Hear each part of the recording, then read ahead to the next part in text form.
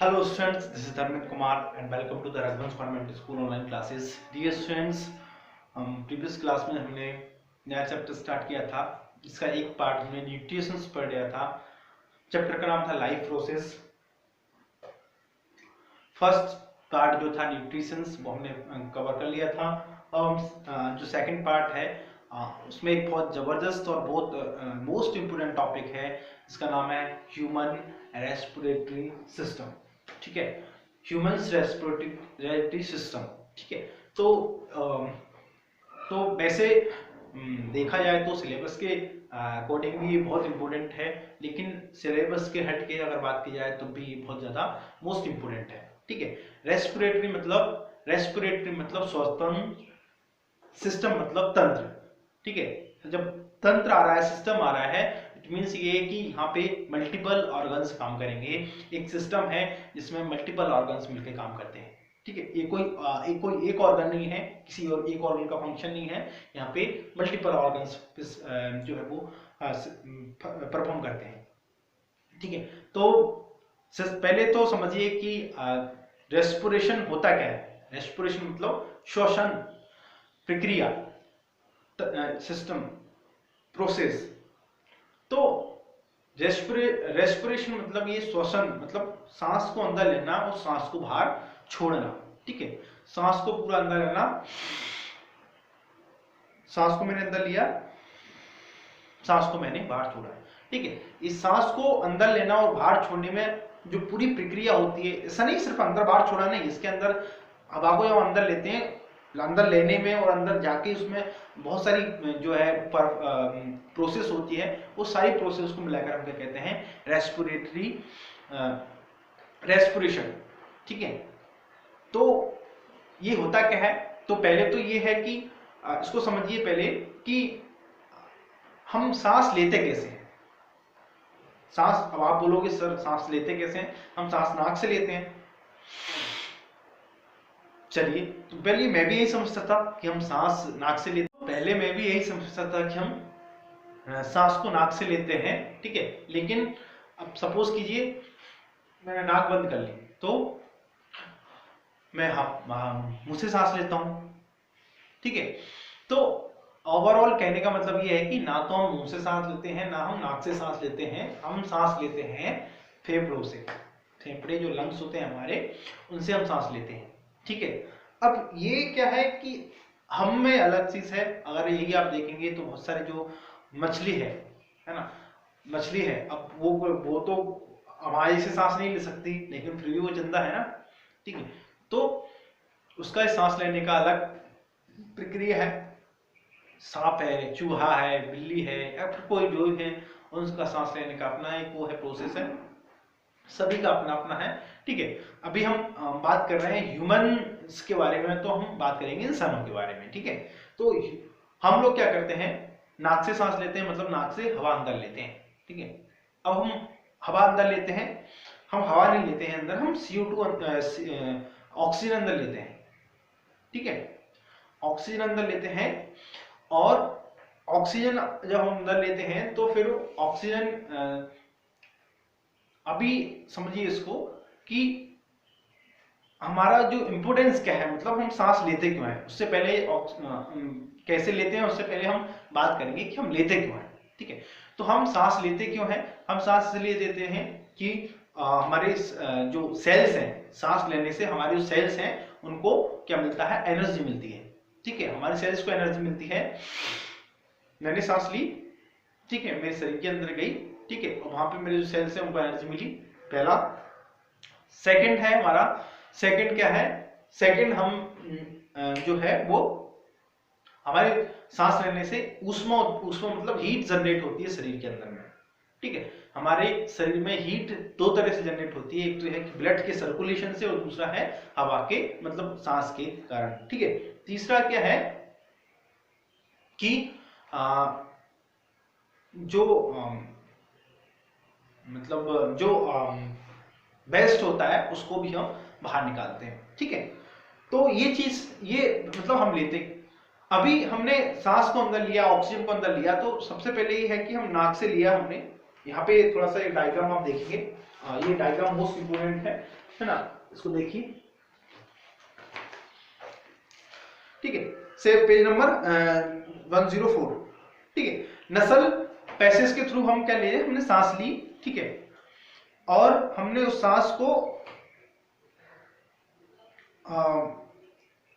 हवा ली, हवा हमारे गई कहां पर, उसके नीचे है, ये हमारी नाक है, उसके नीचे मुंह है, ठीक है, माउथ कैविटी, जिसको हमने माउथ कैविटी यहाँ पे, फेरेनेक्स, उसके नीचे फेरेनिक्स है, लैरिनेक्स, लैरिनेक्स है वहां पे, ट्रेचिया है,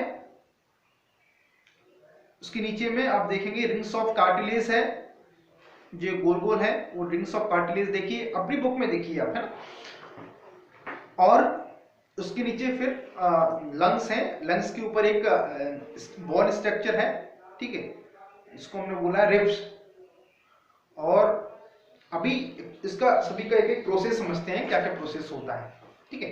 तो हम नाक से जब सांस लेते हैं तो हमारी नाक के अंदर छोटे छोटे बाल होते हैं, ठीक है, हेयर्स होते हैं, वो क्या काम करते हैं, हमारी सांस को फिल्टर करने का, जो हमारी सांस है, हवा है, उसको फिल्टर करने का काम करते हैं, है ना। फिल्ट्रेशन की प्रोसेस जो है उससे होती है, ठीक है। अब फिर अब ये देखेंगे नाक और सांस वो है, वो सांस अलग अलग, जो उसकी अलग रास्ता होता है नीचे जाने का, और जो खाना होता है उसका अलग रास्ता होता है, दोनों का सेपरेट रास्ता होता है, ठीक है।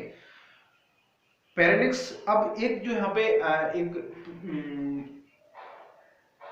एक ऐसा पॉइंट आता है यहाँ पे, हवा और जो मुंह है वो एक जगह पे मिलते हैं, ठीक है, दोनों का अलग अलग रास्ता होता है लेकिन वो एक जगह पे मिलते हैं, ठीक है, वहां पे हम उसको क्या बोलते हैं, पेरेनिक्स बोलते हैं, ठीक है। नीचे एक छोटा सा एक आप स्ट्रक्चर देख रहे होंगे, इसको बोलता है लैरिनेक्स, लैरिनेक्स, लैरिनेक्स, लैरिनेक्स एक सर्कुलर टाइप का एक रिंग्स होती हैं, ठीक है। अभी एक आता है, फिर उसके बाद आता है ट्रेचिया। ट्रेचिया क्या होता है कि जो हवा है, जो हवा की जो नली है जिससे हम सांस ले रहे हैं, उसको मतलब डिफेंस करने के लिए, उसको सुरक्षा देने के लिए एक रिंग्स का एक स्ट्रक्चर होता है, उसको हम ट्रेचिया बोलते हैं, ठीक है, ताकि वो हमारी नली कोई डैमेज ना हो जाए, वो सुरक्षित बनी रहे उसके लिए, ठीक है। अब आप नली देखोगे, नली से आप फिर आप नीचे जाओगे तो देखोगे कि दो ये आप देखोगे लंग्स हैं, ठीक है, एक लेफ्ट है एक राइट है, और वो लंग्स के ऊपर में एक इस तरह का रिंग्स जिसको बोला है हमने रिब्स, उस तरह का एक स्ट्रक्चर है। वो रिब्स किस लिए है, वो रिब्स उसी के लिए है, उसको सपोर्ट देने के लिए लंग्स को, ठीक है। अब वो जो रिंग्स ऑफ कार्टिलेज है ना, रिंग्स ऑफ कार्टिलेज वो के दोनों उसमें खुल जाता है, किसमें, लंग्स में, दोनों में। अब फिर उससे क्या उससे छोटे छोटे ब्रांचेस निकलती है, फिर फर्दर और छोटी छोटी ब्रांचेस निकलती है, इस तरह से वो एक ऑलवोली,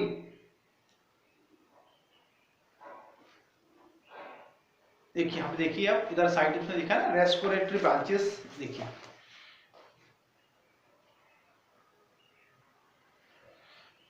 ठीक है।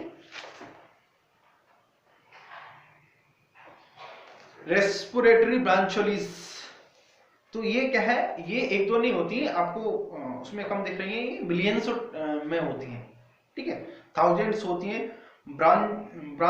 ब्रांची बोलते हैं इनको, ठीक है, ब्रांचिलोस, एलोवरी सेक्शंस। अब इसको समझिए कि हमारा जो पूरा जो मतलब जो चेस्ट होता है वो दो पार्ट में डिवाइड होता है। पहला ऊपर जो होता है वो रेस्पिरेटरी सिस्टम होता है, और नीचे जो होता है वो डाइजेशन सिस्टम होता है, ठीक है। नीचे वाली में जो आपने स्टोमक देखा होगा, स्टोमक, ठीक है, तो वो जो होता है वो नीचे होता है, और ये जो श्वसन वाला जो काम होता है वो ऊपर पार्ट में होता है, ठीक है।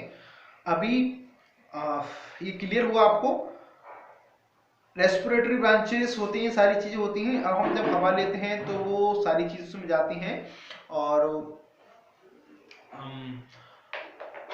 दो टाइप से हमारा जो है वो रेस्पिरेटरी प्रोसेस पूरी होती है। एक होती है एक्सटर्नल और दूसरी होती है internal.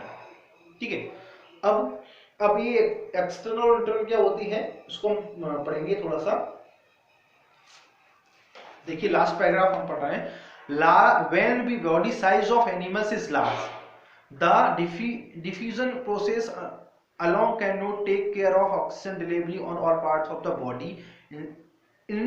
Instead, respiratory pigment takes oxygen from the air on the lungs and carry into the tissues where the deficient in oxygen before release it. मतलब ये कि जो एनिमल्स होते हैं, इनकी बड़ी बॉडी होती है, वो उनके यहाँ डायरेक्टली ऑक्सीजन नहीं जाती है। उसको क्या करते हैं, वो लंग्स, बाहर से पहले ऑक्सीजन लंग्स में जाती है, फिर लंग्स से जो है ना वो ब्लड के थ्रू ऑक्सीजन जाती है पूरे बॉडी में। ठीक है, in humans being the respiratory pigment is hemoglobin, which has a very high affinity of oxygen. This pigment is present in the red blood corpuscles. Carbon dioxide is more suitable in water when oxygen is soluble in water. When oxygen is the hence is mostly transported in the dissolved from the blood.